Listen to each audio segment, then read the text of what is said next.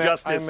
Okay. A former member You're part of of a a military that's being investigated for something at and the defend ICJ something. and the ICC. Not just a mouth for hire. You were a Julius Streicher Not just a propagandist for mouth the for Israeli hire military, that's lying paid about by every I don't know war crime whom to slander Israel. I'm gonna leave it there, and you can carry on talking to each other. It's a bit pointless because no one can understand a word you're saying. This is a continuation of the heated exchange between Mehdi Hasan and an IDF spokesperson, and if you thought the previous debate was intense, this part takes things even further. The conversation quickly turns into a fierce argument over the Israeli military, journalists, and what has been happening in Gaza. So watch this clip closely, because toward the end, I'll give you my thoughts on what happened and why this exchange became so heated. Before we dive into the full story, comment where you're watching from, and don't forget to like and subscribe so you don't miss the next one. Let's get into it.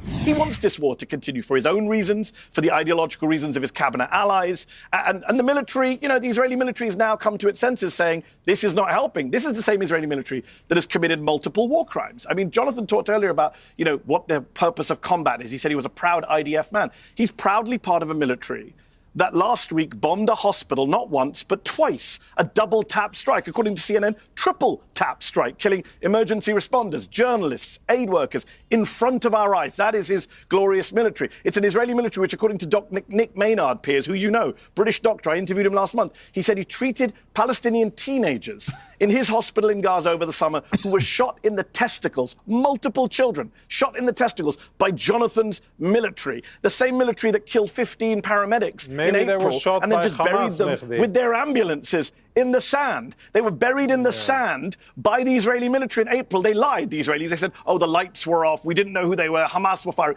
Turned out all to be a lie. You know what the Israelis did, Piers? They fired the deputy commander. That's it. Nobody went to prison. No one was charged. They murdered 15 people. That's the military that Jonathan's come to defend. The most immoral military right now in the world that is bombing hospitals in front of our eyes.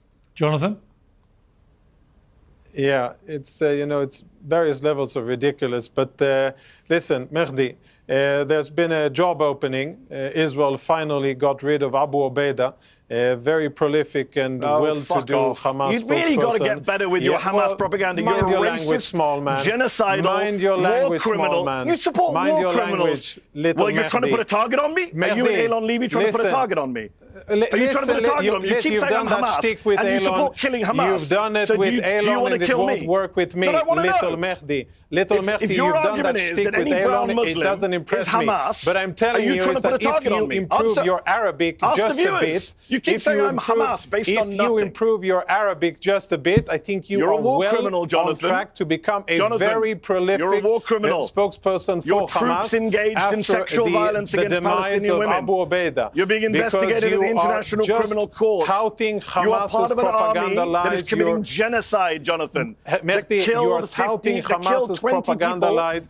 You are regurgitating things from April and from September. The genocidal Israeli military. Let me jump in. Jonathan, let me jump in, please. Israeli military. All right. And now you want to kill every journalist that speaks out against you. Yeah, Jonathan. You killed 5 journalists last week. Jonathan, now you want to kill me. But I think you would do an excellent job at replacing Abu Obaida. Your military killed 5 journalists. Let me ask a question, please. And you're doing a great job. And you're doing a great job as Julius Streicher. Right, let me ask a question because nobody can hear either of you. Nobody can hear either of you. That's how history will remember you. Let me ask you, Jonathan. Jonathan, about the incident. Jonathan, let me speak. About the incident that Mehdi's alluding to. He doesn't want to talk about the hospital. I'm just about to ask him about the hospital. If you let me do my job. Let me please ask you a question and do my job. So, Jonathan, the incident that Mehdi's alluding to, the double tap attack on a hospital which killed 5 journalists. This takes the total of journalists to over 200. There are now journalists all over the world who are protesting about this. People from CNN, from Reuters, from AP, from every serious news organisation in the world, saying that there is a mini genocide going on with actual journalists in Gaza, and that the only reason for this, the deliberate systematic attacks on journalists, is because Israel does not want people reporting on what is actually happening there. I know you agree with me, because you've said it many times, that Israel should allow the international media in to do their jobs. But so far, they're not doing that. They're only allowing in certain friendly journalists embedded with the IDF to report what they want them to report. But until there is free, unfettered access of journalists into that region to report on this stuff, there is a belief that Israel is going about now deliberately or systematically killing Palestinian journalists to silence them. What is your response to that? Yeah, that belief is wrong, and I have a few things to say. First, about the horrible, tragic mistake at Nasser Hospital. That is not what I envision in terms of Israeli operations. That is a tactical mistake by forces on the ground that saw a camera on top of a building, assessed that the camera was operated by Hamas, because Hamas has been operating cameras from all civilian buildings, including from hospitals, in order to monitor the troop movement of Israeli troops and then to detonate IEDs or otherwise to direct combat activity against Israeli troops. And that is why when Israeli troops saw that camera and other activity on top of that building, they engaged.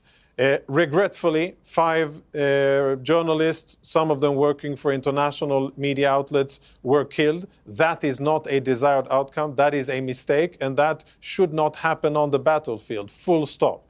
6 terrorists were also killed in that attack.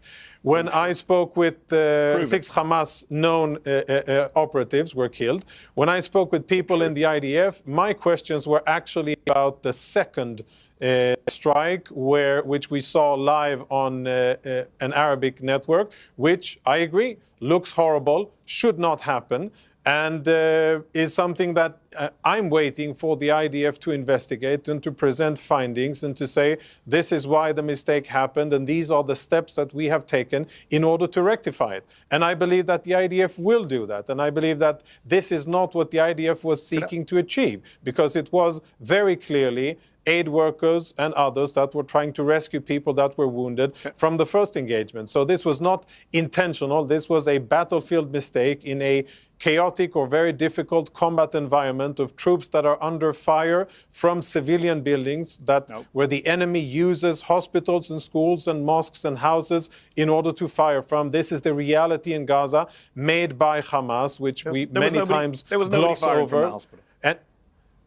No, as I said, they were from that. But first of all, Hamas has fired from the Nasser hospital several times in the past, and Hamas has been using cameras from various buildings, mosques, schools, and hospitals in Khan Yunis, in Gaza, in Rafah, in all of the Palestinian villages and cities. And that is why the IDF thought that the cameras that they saw were linked to Hamas. But I'm saying it very clearly. That was not the intended outcome. Mehdi? Can I respond, Piers? Yeah. So on this hospital attack, let's just be very clear here, because so much gaslighting going on here. First of all, I'm old enough to remember October 2023 when the world went mad to suggest that Israel would ever attack a hospital. We were told for months Israel would never attack a hospital. Now they proudly attack a hospital and try and justify it with nonsense justifications. We attacked it because there was a Hamas camera on the roof. First of all, it wasn't a Hamas camera. It was a Reuters camera. Reuters already gave the Israeli military their positions. There were no Hamas cameras on the roof. It's a ridiculous new phase of Israeli propaganda to say it was a Hamas camera justified killing 20 people, which was insane. Okay, let me speak. If you stop interrupting, stop interrupting, then I'll deal with that live. You already said it. You said there was Let Mehdi respond, please. You're lying. Hamas terrorists. Let Mehdi respond. I never get through a single answer on this show. Let Mehdi respond. 6 Hamas operatives were not killed. You claim they were killed. No evidence has been provided to the international media that there were 6 Hamas operatives there. In fact, the 6 photos that were released here, 2 of them were killed the day before. One of them was a well-known local firefighter who Israel had already dealt with. They were not 6 Hamas operatives who were killed in that strike. As for it being a mistake, how can it be a mistake, Piers, when it was a double? Can you shut up so I can finish a sentence? It doesn't make it true. Piers, am I going to get to speak on this show? Jonathan, you're just going to let one person speak all the time. But I mean, if you're going to lie and you're going to expect me to you both accuse each other of lying all the time. So let Mehdi respond, then you can respond back. And the world back. can see that... Jonathan, we're on Piers Morgan. I get to speak. We're not in Gaza. You don't get to kill me as a journalist. I get to speak here and point out that the journalists were killed in a double-tap strike. There's no way you can call that a mistake. The only thing you do in life is can't shut up, can he, Piers? The only thing you do in life is lie and take money from the Qataris and slaughter Israel. All right, let me know, Piers, when I can speak. Jonathan, please let him respond. Because he won't shut up. I need to be able to make a point. No one can understand you when you talk over each other. 6 Hamas operatives were not killed. Mehdi, finish your point. 6 Hamas operatives were not killed. I barely started it. 6 Hamas operatives were not killed. Israel claims they were killed. It's been debunked. 20 people were killed, including 5 journalists. It couldn't have been a tragic mistake, as Jonathan claims, because it was a double-tap strike. The Israeli media have reported that the Israeli military did it deliberately. In Israel, in Hebrew, they're not saying it was accident. They said it was a coordinated attack. A double-tap strike. How do you explain a second strike 9 minutes later? There is no mistake. It's what Boko Haram, ISIS, Al-Qaeda do. It's deliberately to kill emergency responders. 972, an Israeli media organization, says it is now standard procedure for the Israeli military to do double-tap strikes. Last summer in Mawasi, the New York Times has video of the Israelis doing a double-tap strike on Palestinian paramedics. You know what Israel said at the time, Piers? We will investigate this incident. Guess what? A year later, no investigation. No one was charged. No one was punished. They always say this to gullible interviewers in the West. Well, we're investigating this mistake. Not a single Israeli soldier has gone to prison for killing anyone in Gaza since October 2023. You'll remember, Piers, I said that to Alan Dershowitz on your show. I remain to be fact-checked. It is true. Nobody went to prison for killing 15 paramedics in April. Nobody went to prison for the Mawasi double attack last summer. No one will go to prison for killing 20 people in this hospital. Jonathan and his military love to do war crimes, and no one holds them to account. Jonathan? Nonsense. Israeli officers have been who's gone to from their prison? Positions. Jonathan, who's gone to prison? Who's gone to prison? Israeli you said soldiers. Nonsense, Jonathan. Who's gone to prison? I was right. I said nonsense, wrong. which is everything that comes from your mouth is either Hamas propaganda or prison. Let him answer. And name the person who's gone to prison. He's not answering. Name the person who's gone to prison. You and Alan Dershowitz cannot name a single Israeli soldier who has gone to prison. Mehdi, let me hear him what he has to say. IDF soldiers have been disciplined and sent to military prison for misconduct, and they are still open investigations. Not a single Israeli soldier has gone to prison for killing a Palestinian since October 2023. By the military advocate general about yes, they have. I don't remember the name, but I know you're lying. Of several Anyone Israeli can Google soldiers. it right now. No, Jonathan Conricus is lying to you. You can Google. In April, 15 Palestinians were killed. Whatever you want. You can continue. No one went to prison.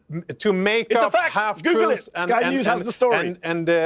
And sprinkle lies as much as you want. We're on YouTube, Jonathan. I know People for a can fact, Google that you're lying right now. I know for a fact that Israeli soldiers have been disciplined. April 2025, 15 paramedics killed. Not a single soldier was charged. About being interrupted, Mehdi, you don't like it when he interrupts you, Mehdi. Let him speak. I am interrupting, Jonathan. Yeah, but let him speak. You don't like it when he does it. So I'm going to fact-check your lies. That's how it works, Jonathan. Mehdi, you're not in a position to fact-check anything. You're a mouth for hire. You're a paid propagandist. Who are you to fact-check anything? The viewers are fact-checking. You are a mouth for hire with no moral tethering in the world. Go you on are a mouthpiece for Hamas and for Qatari money. Who are you to fact-check anybody? April 2025. Mehdi, you are a paid mouth. April 2025. You're a paid mouth in a suit. Who are you to fact-check anybody? Who are you to fact-check? You have no legal standing, you have no moral standing, you have no factual standing, Mehdi. April 2025. The last time you visited anywhere near a war zone was maybe 20 years ago. You realise nobody can understand the word you guys are saying, right? I mean, you do realise that. Who are you to fact-check, Mehdi? Do you realise when you both talk at the same time, nobody can hear either of you? You realise that, right? I mean, we all understand. You should have got him to stop. Everybody understands that when you both talk at once, nobody hears you. So I don't understand why you can't just take it in turns. You can both sides it, Piers, as you both find the others interrupting. Well, you both hate the other one interrupting you, then you both do it yourselves. Why do you try and practice what you preach to pair of you? Be honest. Huh? Piers, who did all the interrupting for the first half of this show? Be honest. I think if we actually add up now the number of interruptions, Mehdi, you're right up there with Jonathan. Now, you don't get to start at the end. Well, you don't start at the end, Piers. I'm reacting, even more than that, Mehdi. No, you're not reacting. You're instigating, and you are a You just want to silence me, like you silence every journalist in Gaza. You kill journalists to silence them. You can't handle people. You can't handle the fact you can't kill me. Sharia. You represent a hatred of Western society. Right, Jonathan, let me ask you a question. You represent dubious clandestine interests. Let me ask you a question, Jonathan. Let me ask you a question, Jonathan. I am Western. Let me ask Jonathan a question, please. Let me ask a question, please. Please. Otherwise, I'll just stop it. It's pointless. Jonathan. What a waste of time. Jonathan, I want to ask you a question, Jonathan. I thought I was coming on to debate John Spencer. I'm listening. Not this ridiculous war criminal. Yeah, you're ridiculous, Mehdi. A small man far away from action who represents nothing. But I'm not That's a war what criminal. You're the one who's in a military that's being investigated by the International Criminal Court and the International Court of Justice. Okay. A former member You're part of of a military that that's being actually stands for investigated something at and the defends ICJ something. and the ICC. Not just a mouth for hire. You were a Julius Streicher propagandist for the Israeli military, lying about every war crime. I don't know whom to slander Israel. I'm going to leave it there, and you can carry on talking to each other. It's a bit pointless because no one can understand a word you're saying. Now, personally, I try to be fair when I watch exchanges like this. If someone I agree with gets something wrong, I have no problem saying that. But in this case, I think a major part of the problem was how Piers Morgan handled the debate. Earlier in the exchange, Mehdi Hasan was allowing the IDF spokesperson to make his points. But when Mehdi started responding, the interruptions and personal attacks began. Instead of focusing strictly on the arguments, the conversation shifted toward comments about Mehdi personally, including remarks about his Arabic and accusations linking him to Hamas. And that's where I think Piers Morgan should have stepped in much more firmly. If both microphones had simply been controlled and each person had been given uninterrupted time to speak, I don't think the discussion would have spiraled to the level it eventually did. But there's another reason this exchange stood out to me: the factual claims.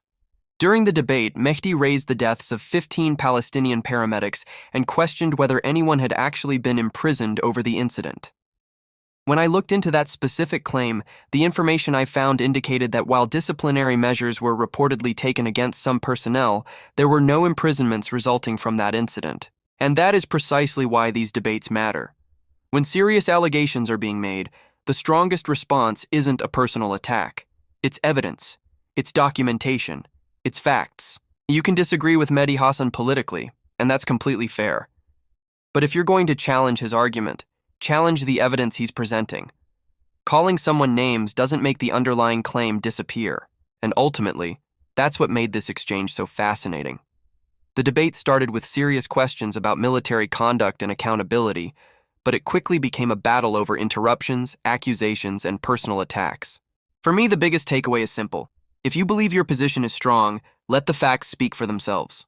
Let me know what you think about this exchange in the comments, and if you enjoyed the breakdown, hit the like button and subscribe for more political commentary.